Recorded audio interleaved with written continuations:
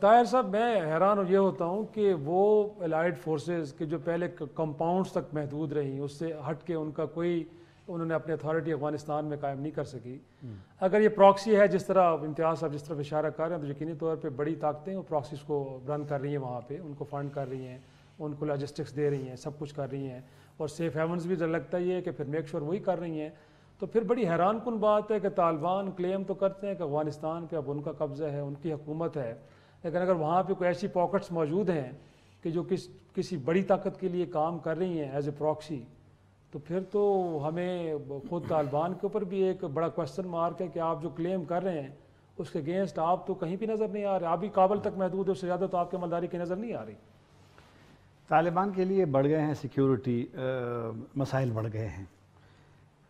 جو داعش ہے نا, داعش کا اگر ہم چلے جائیں, پاکستان کا والا حصہ بعد میں آپ نے بولنا ہے اس پہ, پاکستان والا جو ہے کہ نہیں یہ اکٹھا کر جی آپ اس میں آپ گفتگو کر سکتے ہیں. میں نے تو داعش پہلے بہت محدود ہوتی تھی. یہ شروع ہوئی ننگرہار سے, بہت چھوٹے سے گاؤں کوٹ سے, اور چند لوگ تھے, پھر ہوتے ہوتے, لیکن ننگرہار سے یہ نہیں گئے تھے, مشرق سے نہیں گئے تھے.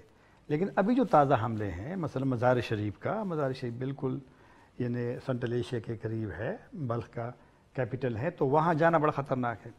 کندوز میں تو حملہ, ہاں یہ کندوز میں جو حملہ ہوا ہے یہ ان میں اس پہ ہوا ہے, اس مسجد پہ ہوا ہے, یہ جس کو ہم عام اصطلاح میں بریلیوں کی مسجد کہہ رہے ہیں, صوفی یا یہ اس پہ ہوا, یہ بھی بڑی خطرناک ہے. وہاں پر یہ والا وہ نہیں تھا ایلیمنٹ. صحیح. تو اور پھر کابل دشت برچی میں تو ہوتے رہتے ہیں, ماضی میں بھی ہوئے ہیں. پھر اس سے پہلے کندوز میں ایک ہزارہ کمیونٹی کے اس پہ بہت ستمبر میں ہوا تھا جب طالبان نئے آ گئے. تو اور پھر کندہار میں, جی کندہار میں بھی. اب داعش نے مشرق سے نکل کر کے جنوب, کندہار میں کبھی داعش نہیں رہی. ایک لیڈر ان کا پیدا ہوا تھا, وہ جلدی ڈرون میں مارا گیا تھا, دروب خادم جو گوانٹانامو سے آیا تھا, جلدی مارا گیا, وہ طالبان کا تھا. وہاں کیونکہ طالبان وہاں اسٹرانگ تھے تو اس نے نہیں چھوڑا اس کو. تو یہ بڑا چیلنج بن گیا. اور یہ صحیح کہا امتیاز صاحب نے کہ اگر وہ اتنے ایکسپرٹ ہو گئے ہیں کہ وہ سافٹ ٹارگٹ کو مساجد میں جا کر کے وہاں پر بے گناہ لوگوں کو مارتے ہیں, تو ایک تو وہ ان کی جو طالبان کے لیے بھی انہوں نے بڑے مشکل پیدا کی. اور طالبان کا ایک مسئلہ یہ ہے کہ طالبان تسلیم نہیں کرتے کبھی بھی, نہ وہ ٹی ٹی پی کو کرتے کہ ٹی ٹی پی یہاں ہے, نہ وہ تسلیم کرتے کہ داعش ایک خطرہ ہے. اور یہ سوچ کر کے کہ ان کو اس کی حکومت چونکہ صرف ایک گروپ کی ہے, ابھی طالبان تو کسی کو ساتھ بھی نہیں ملاتے نا. صحیح. تو اقتصادی مشکلات الگ کر دو.